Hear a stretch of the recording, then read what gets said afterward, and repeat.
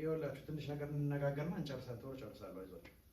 ኢየሱስ ይባረክ። ፊልጵስዩስ 4 ሁልጊዜ በጌታ ደስ ይበላችሁ። ደግሜ እላለሁ ምን ይበላችሁ?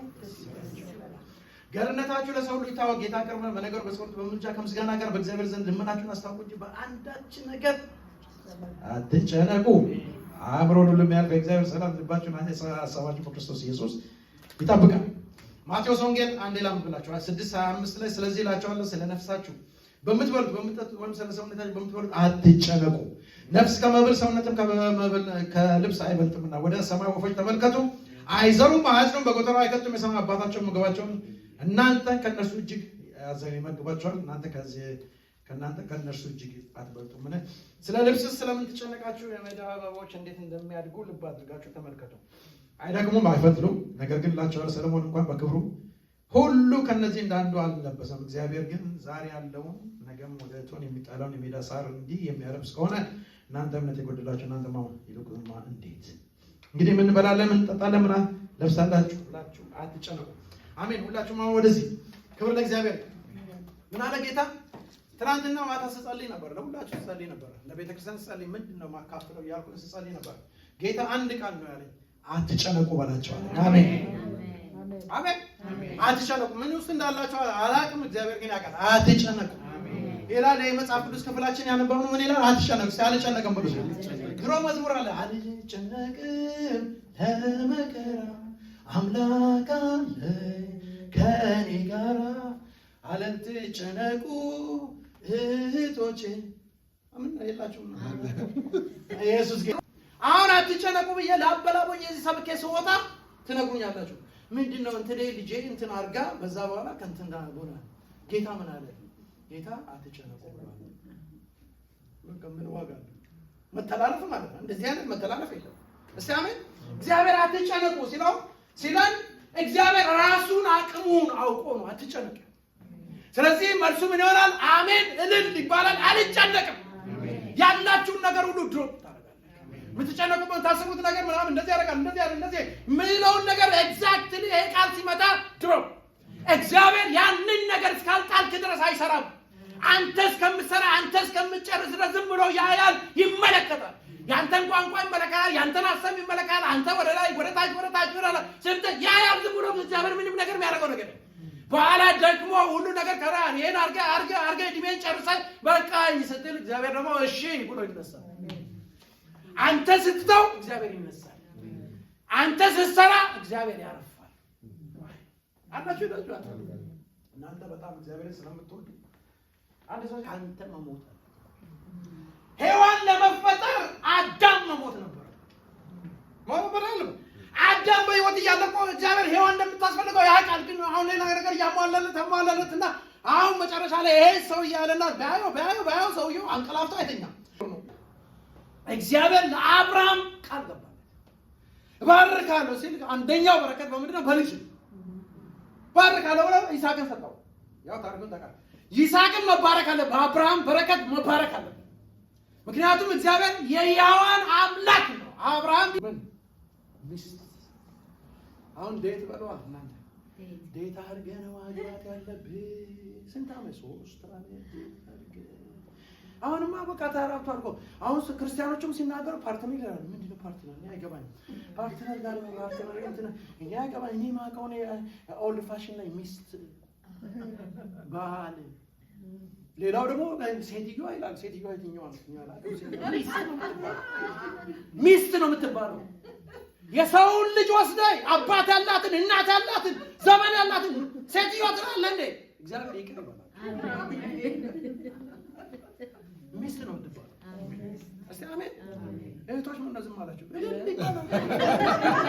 እናንተም ትፈልጉታላችሁ መሰለኝ። ሴትዮዋ ሲባል እዛው ስለምን እንደምገባ አላችሁ።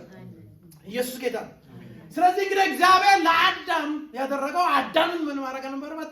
መሞት ነበር። ከዛ በኋላ አሁን ይመቻል ሚስት ለማውጣት። ይስሐቅ እንግዲህ ይስሐቅ አሁን ሚስት ፈልጎ ምናምን እንዴት ሲያደርግ አታዩ፣ ምንም አይታዩ። ሰውየው ሄደ፣ ታዞ ሄደ እየሮጠ ሄደ። አሁን የምትመጣው ሴትዮዋ ከዚህ ቦታው ወደ ቦታው እዛ ውሃ የሚቀዱበት አሁን የምትመጣው ሴትዮዋ የመጀመሪያ የምትመጣው ሴትዮዋ አሁን እየጸለይክ ሳለ የምትመጣው ስትይ ለአብርሃም ልጅ ለይስሐቅ ሚስት ትሁን ብሎ ብቻ ነው የጸለየው። ይሄ ሎሌ ነው። ኪዳን ውስጥም የለም ይሄ ሰው። ይሄ ባለ ኪዳኑ አብርሃም፣ ይሄ ተላላኪ ነው። በሌላ ቋንቋ ይሄ ዓለማዊ፣ ያኛው ጋር ኪዳን አለ። ስለዚህ አሁን ሴትዮዋ የመጀመሪያ ሴት በስመ አብ ወወልድ ወመንፈስ ቅዱስ በዛ ሰዓት እኮ መምጣትም የለባትም ለች ሴት። ግን እግዚአብሔር ካለ ይመጣል በለኝ ባክህ። እግዚአብሔር ካለ ይመጣል። ይኸውልህ ቀኒ ሳይሆን ይመጣል። እግዚአብሔር ካለ ይመጣል። አይሆንም ተብሎ ተዘግቶ እያለ ምንም ነገር ለሌላ ሰው ዝግ ነው ምን ያለ ስል ግድ የለም ለአንተ ክፍት ነው ኢየሱስ። አሜን በለኝ። አንድ የመታወቂያ ታዋይ ጻፈው ምናምን እንትን ያለው ኳሊፊኬሽኑ እንትን ነው ምናምን እኔ አትበል። ሄዳ መልክት እግዚአብሔር በታምር አንተን ይባል። አሜን በለኝ ማጋኝ እግዚአብሔር ታምረኛ ነው። ስለዚህ ርብቃ እየተንቀለቀለች መጣች። ያለ ሰዓቷ ርብቃ እየተቀመጣችና ተናገረ። አሁን መጥቶ እኔም የሚያጠጣኝ ውሃ የሚያጠጣኝ ግመሎች የሚያጠጣ ሰው እሷ ትሁን መጣችና ውሃ ጠጣችው። ለግመሎችም እባክህ እሱ ጉዳይ አለው እሱ አታውቅም። ለግመሎች ስለ እሺ አለችና ሴት ልጅ አሁን ይታያችሁ ለግመሎች ሁሉ ግመል የሚጠጣውን ውሃ ታውቃላችሁ? ላስታርቁ አይደለም የሚሄደው። እንዴት ነው የሚጠጣው ግመል? አሁን ከተከል ዝም ብሎ መሄድ ብቻ አላችሁ። እና ግመል ማጣቁ ነው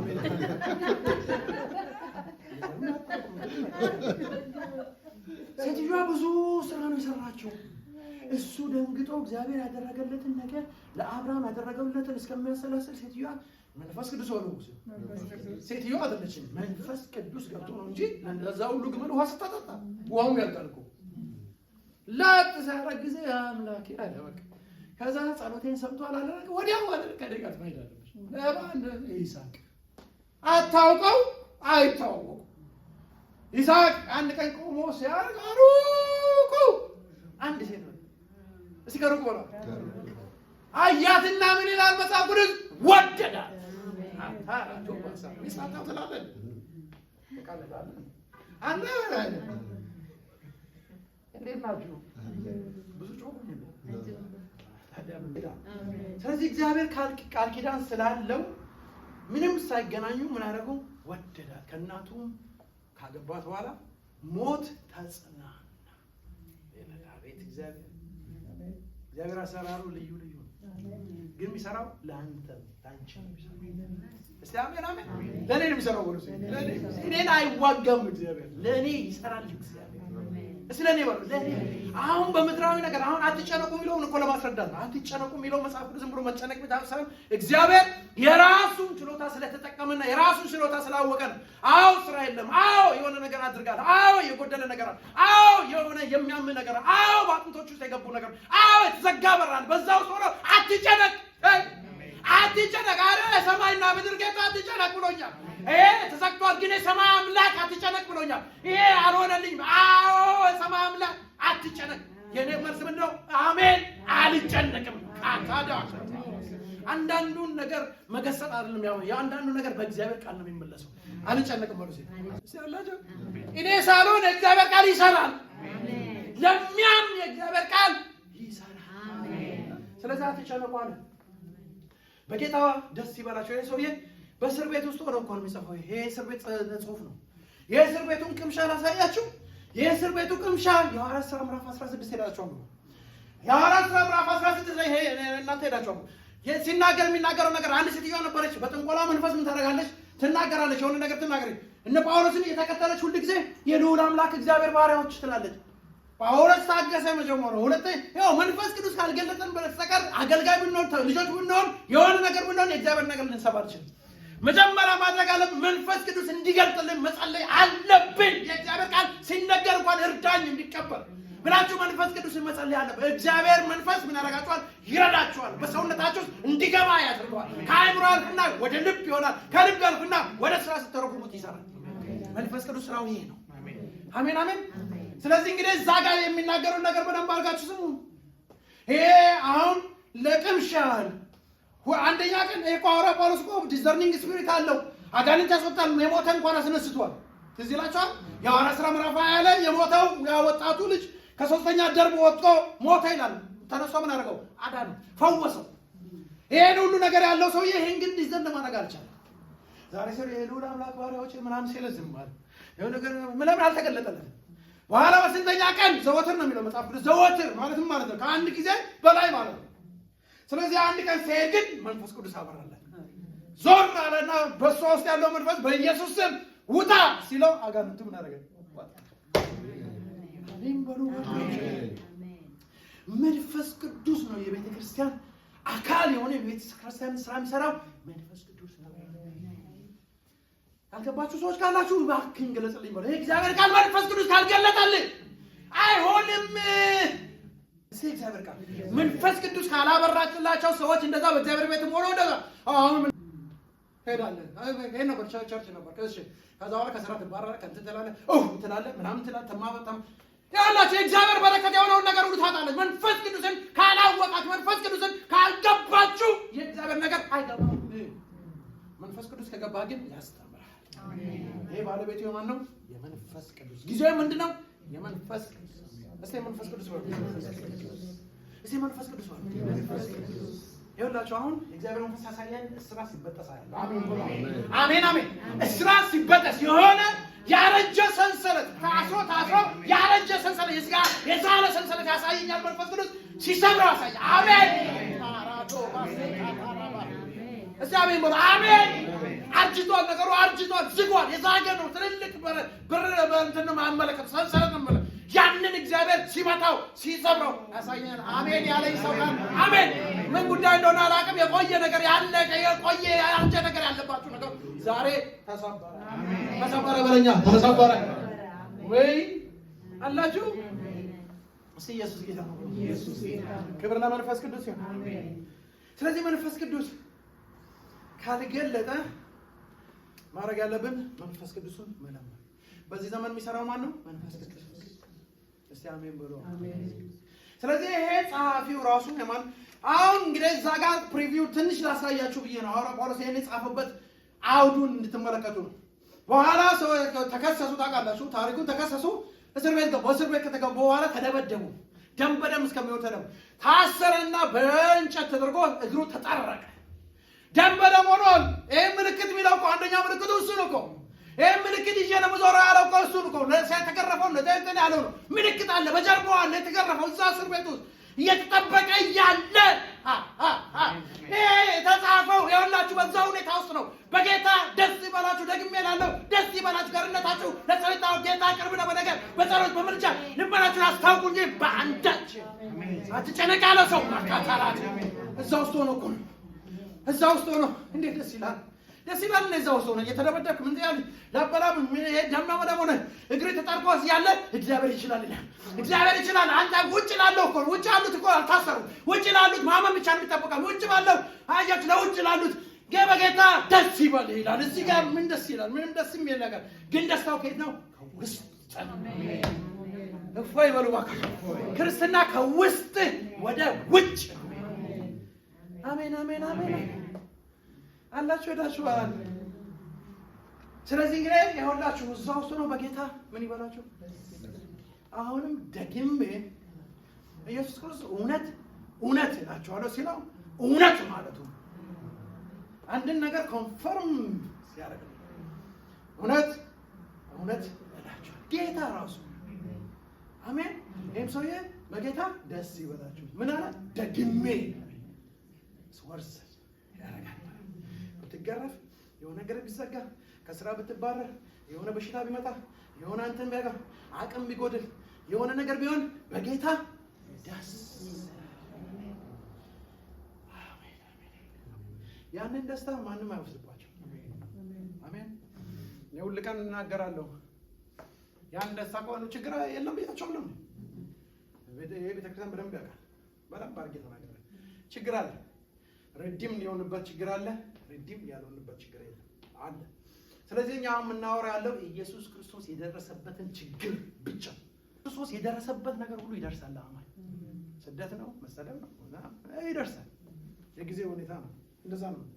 ከዛ ግን ረዲም የሆንበት ነገር ረዲም ሆኗል። ረዲም ማለት ተገዝቷል፣ ተዋጅቷል። የኢየሱስ ደሙን አፍስሶ ገዝቶ ፐርቼዝ አድርጎ ነፃ ነው ማለት ነፃ። ድሮ ባላ ነኝ አሁን ልጅ ነኝ ነፃ። ድሮ በጨለማ ውስጥ ነበር አሁን በብርሃን ውስጥ ድቅድቅ ባለ ብርሃን ውስጥ ነው ያለው። አሜን የሚለኝ ሰው ካለ ካታ ራዶ ባሴ ፕላካታ አሜን አሜን አሜን አሜን። አያችሁ እኛ ክርስቲያኖች ነው በስብከት ሞኝነት ነው የናምነው። ሌላም ስብከት ሲገባ በእምነታችን ውስጥ ይበጣበታል። ብዙ የምንሰማቸው ስብከቶች አሉ። ያንንም መተው አለብን። ማንንም ማጣራት አለብን። ያው ብዙ ስብከቶች ሰማለሁ ግን አጣራለሁ። ለምን ገብቶ ህይወት ነው የሚለውጠው። ይሄ ይለውጣል። እስቲ እግዚአብሔር ቃል ይለውጣል። በሉ ይለውጣል። እኔ አመፀኛው ነው ለወጠኝ እግዚአብሔር ቃል ነው። ደህና ስለሆንክ አይደለም። የእግዚአብሔር ቃል ነው የለወጠኝ። የእግዚአብሔር ቃል ነው አዲስ ያደረገኝ። የእግዚአብሔር ቃል ነው እንደገና የፈጠረኝ። የእግዚአብሔር ቃል ነው እንደዚህ ሰው ያደረገኝ። እግዚአብሔር ቃል ይሰራል። ለጳውሎስ ዘመን የሰራው ለእኔም ዘመን ይሰራል። አጋንንት ካስወጣ በዛ ዘመን በዚህም ዘመን አጋንንት ያስወጣል። በሽተኛ ከፈወሰ በዚህም ዘመን ይፈውሳል። ሞታን ካስነሳ በዛ ዘመን በዚህም ዘመን ያስነሳል። ከኔ ጋር የሚያምን ሰው ካለ አሜን በሉ። ኢየሱስ አይቀየርም። አይቀየርም በሉ። ክብር ለእግዚአብሔር። እዛ ኢትዮጵያ ስንሄድ አሜን የውስጥ ደስታ የሚሰጠው መንፈስ ቅዱስ ነው። የውስጣችሁ ደስታ ወደ ውጫችሁ ያደርጋል ይለወጣል። አሁን የተዘጋ የተከፈተ ይሄ ምን አይደለም። ክርስትና እሱ አይደለም። ይሄ እንደዚህ በረከት ነው እንደዚህ ምናምን ጥሼ ለውጣ ነው ምናምን እንግዲህ ነው ተሰም ወጣ እናገኛለን። በዛ መንገድ ላይ ስትመለስ እናገኛለን። አሜን በሉ አላችሁ እናንተ በደቂቃ 15 ደቂቃ አለ። እስኪ አሜን በጌታ ደስ ይለባላችሁ። አሁን ይሄን ሐሳብ ሁሉ ጊዜ ታውቁታላችሁ። ይሄን ታውቁታላችሁ። ስለዚህ አሁን እግዚአብሔር ኢየሱስ ራሱ በማቴዎስ ላይ መጥቶ አስረዳ። ለምን ትጨነቃላችሁ አለ። ስለ ነፍሳችሁ ስለምትበሉትና ስለምትጠጡት፣ ስለ ስጋችሁ ስለምትለብሱት አትጨነቁ አለ። በቃ አለቀ። ስለ ልብስ ስለምን ትጨነቃለህ? ሰለሞን እንኳን በዚህ ምድር ላይ ያለ እንደዛ አልለበሰም ብሎ አስረዳ። አትጨነቁ አለ። ስለዚህ አሁን አትጨነቅ ካለ እግዚአብሔር ምንድነው መልሱ? አሜን። ሌላ ሰው ከተማ ያስፈልጋል። አሜን አሜን። ትይዙልኝና አላችሁ ሄዳችሁ መጽሐፍ አስቴር ውስጥ ሄዳችሁ አንብቡት። መጽሐፍ አስቴር ውስጥ በጥቂት ደቂቃ ውስጥ 15 ደቂቃ ስላለኝ እናገራለሁ። ያ ነው ሐሳቡ። አትጨነቁ ያለበት ምክንያት እግዚአብሔር ያለበት ምክንያት የራሱን ጉልበት ተጠቅሞ ነው ብያቸዋለሁ። የራሱን መጽሐፍ አስቴር ላይ የእግዚአብሔር ስም ተጠርቷል አልተጠራም? የለበትም። መጽሐፍ ቅዱስ የለም። የመጽሐፍ አስቴር የእግዚአብሔር ስም የለበትም። የእግዚአብሔር ስም የለበትም። የእግዚአብሔር እውቅና የለበትም። የእግዚአብሔር ህልውና የሚባል ነገር የሚታይ ነገር ቪዥዋል የሚታይ ነገር በጆሮ የሚሰማ ነገር የለም። ግን እግዚአብሔር አለ። አሁን እግዚአብሔር ሲከተል እንደው ድምፁ እየሰማ አይዞህ ልጄ አለው። ወደ ግራ ተጣጣፍ፣ ወደ ቀኝ ቁም። አሁን ደግሞ ሂድ አይልም። እግዚአብሔር ልጅ ነህ። በኋላ ሆኖ እግዚአብሔር ይሰራል፣ ይጠነቀቃል፣ ያደርጋል። አንተ አታየውም፣ ያደርጋል። አንተ ትተኛለህ፣ ያደርገዋል። አንተ ትነሳለህ፣ ያደርገዋል። አንተ ትሰራለህ አለ። እግዚአብሔር ነገሩን ለማስፈጸም ከኋላ ይሰራል። አሜን የሚል ይሰራል። እግዚአብሔር ከኋላ ምን ያደርጋል? ይሰራል፣ ይጠነቀቃል። ለዚህ ነው በህይወት ያለ ነው ዛሬ። አሜን። አንዳንድ ሰዎች ሲናገር እግዚአብሔር ይናገራል፣ ለዚህ ይናገራል፣ ለዚህ ይናገራል። አንዳንድ ጊዜ ትንሽ ያልፋል። አሁን ምን ያደርጋል? ይከተላል፣ ይጠብቃል፣ ይረዳል፣ ይመራል። በመንፈሱ ይመራል። በዛ ቦታ ላይ እግዚአብሔር መንፈስ የሚሰራው በአዲስ ኪዳን ላይ ነው። ስራው ራሱ በአዲስ ኪዳን ግን እዛ ጋር እንዳጋጣሚ ምናምን ይለዋል። የእግዚአብሔር ግን በውስጥ አዋቂነት በመንፈስ ቅዱስ አማካኝነት ይመራቸው። ስለዚህ እቺ ሴትዮዋ ይኸው እንግዲህ እቺ ሴት አሁን እቺ ሴትዮዋ ለማስገባት እግዚአብሔር የገባችሁን ማውጣት ነበረበት። አቤት ብሎ ያው በህይወታችሁ ያልፈለጋችሁን ነገር ያልጠበቃችሁን ነገር እንዲሄድላችሁ የምታረጉት ነገር ዛሬ ይሸኛል። አሜን። በሽታ በውስጣችሁ ያለ ነገር በኢየሱስ ክርስቶስ በአጥንታችሁ የገባ ነገር ይሸኛል። እግዚአብሔር ያለው ነገር ይገባል። አሜን። አንዱ ይሸኛል፣ አንዱ ይገባል፣ አንዱ ይወገዳል፣ አንዱ ደግሞ ሪስታይድ ያደርጋል። አሜን። ሳይሆንላችሁ ሰውነታችሁን የያዘ ነገር ሰላማችሁን የያዘ ነገር ይወጣል። ሰላም እንደገና ይገባል። ሪስቶር ያደርጋል። እግዚአብሔር ነው ልጆቹ ስለሆናችሁ ይሄን አሁን ድራማ ማሳየት የለበትም። እግዚአብሔር የሚልቀው ምን ነው? ቃሉን ደግሞ አሁን እየተናገርኩ ነው። አዎ የሚወጣ ነገር ይወጣል። አሁን ስናገር አሜን አሜን አሜን በለ። እንግዲህ ነው የሚወጣ ነገር ይወጣል። ከውስጥ ይወጣል፣ ከልብ ውስጥ ይወጣል፣ ከሀሳብ ውስጥ ይወጣል፣ ከአቅጣጫ ይወጣል፣ ከልጆቹ ውስጥ ይወጣል፣ ከምታስበው አቃል ላይ ይወጣል። የእግዚአብሔር ሀሳብ ይገባል። አሜን። በዲፎልት ምን ያደርጋል? ሽፍ ያደርጋል። አሜን። ልጆች ስለሆናችሁ አሁን ኢየሱስ ክርስቶስ በአብ ቀኝ ምን አለ? ጠበቃ አለ። እግዚአብሔር ጠበቃ እዛ ቆሞ ከኔ ጋር ትወዳደራለህ ካንቺ ጋር። አሁን ትልቅ ወንድም ቢኖራችሁ ቤት ውስጥ ጉልበተኛ ወንድም ቢኖራችሁ ሄዳችሁ ተደብድባችሁ መጡ ለማን ነው? ለወንድማችሁ ታቆታላችሁ። ሄደው አፈር ብልት ያደርግላችኋል። ይኸውላችሁ ጌታ እኮ እዛ ቀኝ ተቀምጦ ለእኛ ጠበቃ፣ የእኛ ደግሞ ሰማያዊ የሆነ ሰማይ ላይ ያለ ጠበቃ አለ። እዚህ በታች ያለው ከሳሽ አለ። ከሳሹ ማነው? ሰይጣን ይባላል። ከሳሽ የሆነ ነገር ሲያመጣ ላይ ሆኖ ስሜት ተጠርቶ ምን ያደርግልኛል? በአብ ቀኝ ጠበቃ ስላለኝ ይከራከርልኛል። እኔ ባልጸልይ እሱ ጸልያል። እኔ ወደቀው ለመመስል እሱ እዛ ያነሳኛል። እኔ እዚህ ጋር የሆነ ነገር እሱ እዛ። አሜን በለኝ። አንተ ማወቅ አለብህ፣ ይሄን አሰራር ማወቅ አለብህ። ሄይ ገና ስበረታ ነው ወደ ቤተ ክርስቲያን የምመጣው እንትን ሳረግ ነው ማለት አትበል። እላይ ያለው ጠበቃ ነው። እላይ ያለው ጻድቅ አድርጎ አቁሟል። እላይ ያለው ይከራከርልሃል። እላይ ያለው ላንተ ነው። ባይወይ እግዚአብሔርም ላንተ ነው። አሜን በሉ። አሜን አሜን። እሰይ በሉ እባካችሁ። አሜን። ትንሽ ነገር ላሳያችሁ። የድሮ ፍርድ ቤትና የሰማዩ ነው። የአሁኑ ፍርድ ቤት ላሳያችሁ። አላችሁ ፍርድ ቤት አትሄዱ። እኔ ላችሁ በብሉይ ኪዳን ዘመን የነበረው ፍርድ ቤት እግዚአብሔር አለ። እስቲ እግዚአብሔር አለ። ኢዮብ ጋር ተመልከቱ። ኢዮብ ጋር ሲመጡ መላእክቶች ሁሉ መጡ። እግዚአብሔር ጋር ሪፖርት ሊያደርጉ ሲመጡ ሰይጣንም አብሮ ገባ። ያኔ አክሰስ አለው፣ መግባት ይችላል። ያኔ ብሉይ ኪዳን ስለሆነ ገብቶ ምን አለ? ስለ ኢዮብ ተናገረ። ኢዮብን አንተ አሁን እግዚአብሔር እንደሚያመልከው በጤና ይመስላል እንዴ? በጤና ነው አለ። ኖ ኖ ኖ ኖ እስቲ ያለውን ንብረት እሺ ፈቅጄልሃለሁ፣ ነፍስም ይው አክሰሱ ያስገባዋል። አሁን ግን ኢየሱስ ክርስቶስ ከሞተ በኋላ አቤት አሜን፣ ኢየሱስ ከሞተ በኋላ ያ ሶስተኛም ሰማይ ምን አደረገ?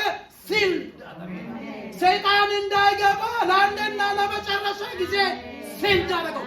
የኢየሱስ ክርስቶስ ደም ይጠብቃል፣ ይረዳሃል። አሜን ይባላል። ቤት የተጠበቀ ነው፣ ንብረት የተጠበቀ ነው፣ ልጆች የተጠበቀ ነው። አንተም አንቺም በደም ወተሸፈነ። አሜን። ወይኔ ወይኔ ወይኔ! ሰይጣን ሊገልህ ይፈልጋል፣ የሆነ ነገር ሊያደርግ አይችልም። ሳይ ደሙን ያለ ለማን? የኢየሱስ ደም ተዘጋ በአዲስ ኪዳን። ትዝ አላችሁ ዮሐንስ ወንጌል ምዕራፍ 20 ላይ ማርያም ስታለቅስ ትዝ አላችሁ? ማርያም አልሄድም ብላ እዛ ስታለቅስ ማን መጣ? ኢየሱስ ክርስቶስ ደሙን ይዞ ወደ አብ መሄድ ነበረበት። ሰው ጋር መነጋገር የለበትም። ህጉ ከህግ ውጭ እኮ ነው የሚሰራው ኢየሱስ። ለአንተ እኮ ከህግ ውጭ ነው እግዚአብሔር ልጅ ኢየሱስ የሚሰራው። ህግ ይታሰር ይላል፣ እሱ ደግሞ ይፈታ ይላል። ህግ ይሞት ይላል፣ አንተ በህይወት ይኑር ትላል። ህግ የሆነ በሽታ አለብህ እንትን አለብህ ምናምን አለብህ ይላል። የእግዚአብሔር ልጅ ነው ነፃ፣ ሳይከፈል ነፃ የሚያደርግ የእግዚአብሔር ልጅ ነው ኢየሱስ ይባላል። አሜን የሚል ሰው ነፃ በተማመሩት ነው። እንትን አለብህ እንትን ኢየሱስ ጋር ሲመጣ ነፃ።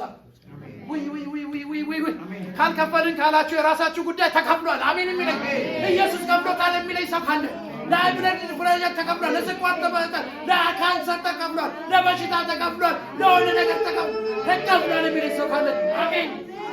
ነፃ ልጅ ወጥቶያ ለዘላለም ነፃ ነኝ። አሜን። ወንጌል ይሄ ነው። አሜን። ወንጌል ይሄ ነው ወገኖች።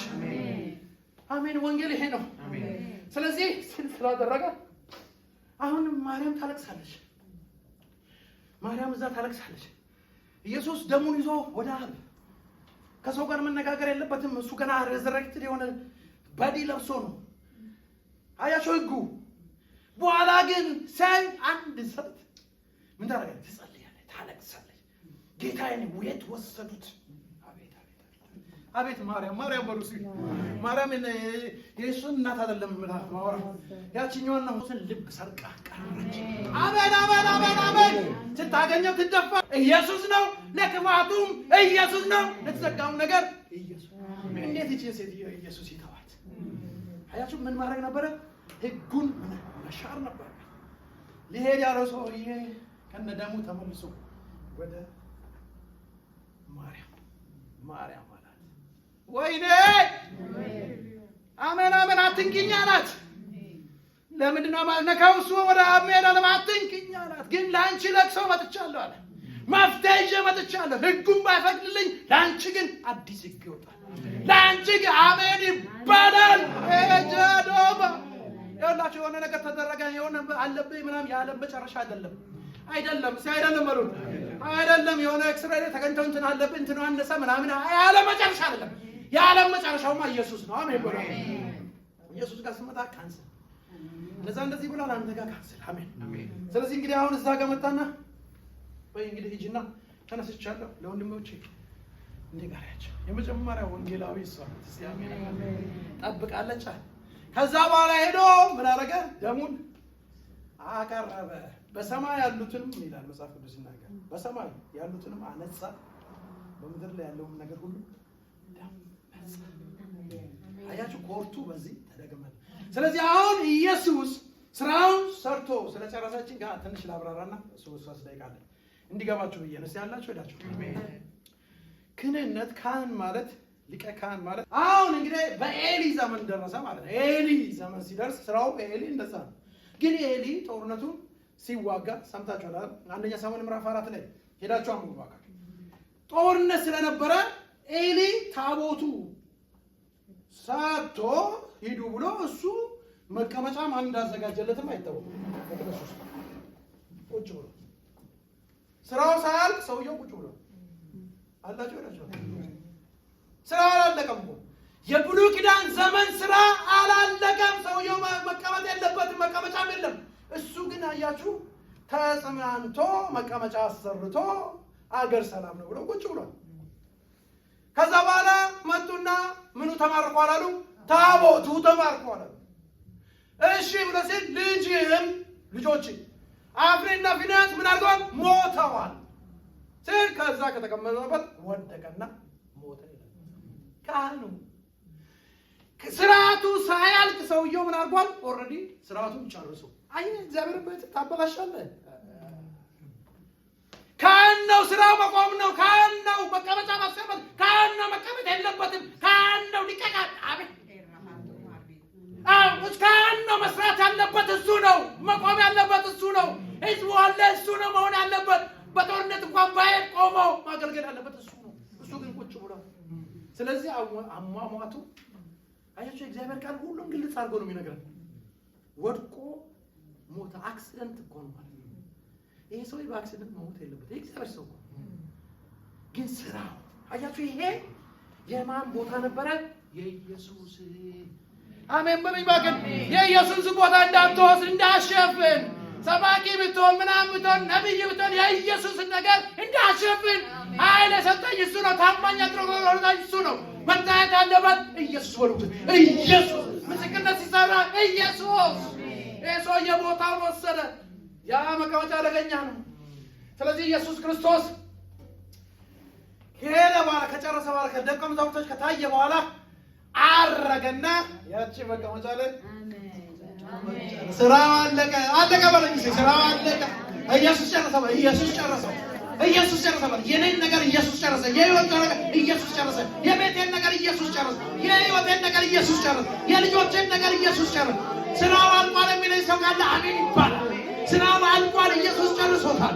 ስራው አልቋል፣ ኢየሱስ ጨርሶታል። ስራው አልቋል፣ ኢየሱስ ጨርሶታል። እልል ይባላል። በሩማካል አንድ አምላክ አለ፣ አንድ ጌታ አለ፣ አንድ እግዚአብሔር ልጅ አለ። ስራውን ጨርሶ በአብዛኝ የተቀመጠ ኢየሱስ በሉ። ኢየሱስ ስራዬን ጨርሶታል። ያንተን ስራ ጨርሶታል። የቤተ ክርስቲያን ስራ ጨርሶታል። ጨርሶ ተቀምጧል የሚለኝ ሰው ካለ አሜን፣ አሜን፣ አሜን። ወይኔ ቦታው የሱ ነው። ክብሩ የሱ ነው። ስልጣኑ የሱ ነው። ምስጋናው የሱ ነው። ብሸበሸብ ለሱ ነው። ብንሰብክ ለሱ ነው።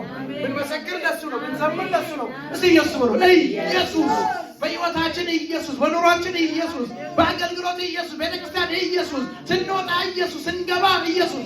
ስራው አልቋል የሚለኝ ሰው ካለ እስቲ እልል በሉ። እስቲ ስራው አልቋል። ተቀመጠ ኢየሱስ። ደስ የሚላችሁ ነገር እዛ ጋር ሆኖ ስለ ቅዱሳን ምንድነው ስራው? አዲሱ ኮርት ይመስላል። አሜን አሜን። ብቻ እንዳትመስል፣ ብቻ አይደለም፣ ኢየሱስ አለ። አሜን። ሰዎች ቢኖሩ ባይኖሩ ኢየሱስ አለ። እዛ ጋር አስቴር ላይ ስሙ የለም አይደለ? አውቀደም ኔክስት ዊክ እንቀጥለዋለን። አስቴር ላይ ስሙ የለም፣ እግዚአብሔር ግን አለ። አሜን። እቺ ሴት ምናልባት ከ13 ዓመት እስከ 18 ዓመት የሚሆናትን ሴት ድሮም እኮ ቆንጆ ናት አይመስላችሁ? እኔ አሁን ዛሬ ቆንጆ አይደለሁ፣ ነገ መጣ ቆንጆ አይደለሁ።